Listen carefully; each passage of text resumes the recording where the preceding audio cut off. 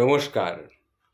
আমরা আমাদের সংসার, আমাদের সমাজে, আমাদের সোসাইটিতে আমরা কিভাবে বাস করছি, কাদের নিয়ে বাস করছি?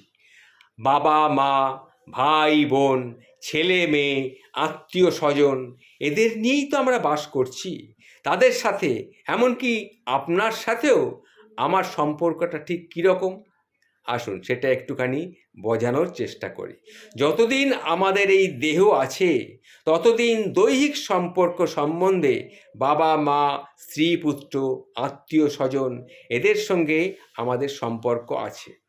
কিন্তু যখন এই দেহটা নষ্ট হয়ে যাবে তখন জগতের সমস্ত রকমের সম্বন্ধ বিনষ্ট হয়ে যাবে।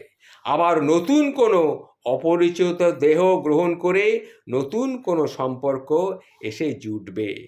আমাদের প্রকৃত পরিচয় হলো আমরা ওই ওপরওয়ালা, ওই পরমেশ্বরের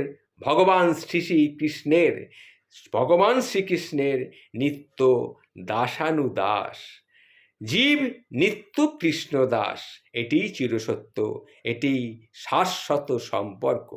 বাদবাকি সবই জাগতিক সম্পর্ক এবং স্বপ্নবৎ মাত্র। এই আছে, এই নেই। দেহে আত্মীয়তা হয় না, আত্মা আছে বলেই আত্মীয়তা।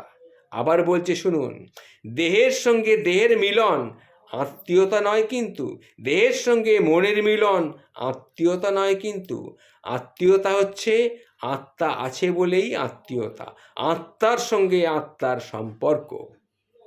তাই দেহের পরম গুরু লিখেছেন, কি লিখেছেন? আত্মীয় সবাই ভাই আত্মার সম্বন্ধে, আত্মীয়তা নাহি হয় মায়াময় গন্ধে। সকলের আত্মা যিনি, তিনি স্বয়ং ভগবান, তাহার সম্বন্ধে বিশ্বে সবাই সমান। আত্মীয় তোমার ভাই যত জীবকোটি, কৃষ্ণের সম্বন্ধে তারা হয় সব পরিপাটি। সুতরাং চলো যাই বৃন্দাবন। সুতরাং প্রত্যেক মানুষের কর্তব্য হলো নিত্য সম্বন্ধে ভগবান ভজনায় জীবনযাপন করা, যাতে নিত্য জীবনে উন্নত হওয়া যায়। জয় শ্রী রাধে, জয় শ্রী রাধে, জয় শ্রী রাধে।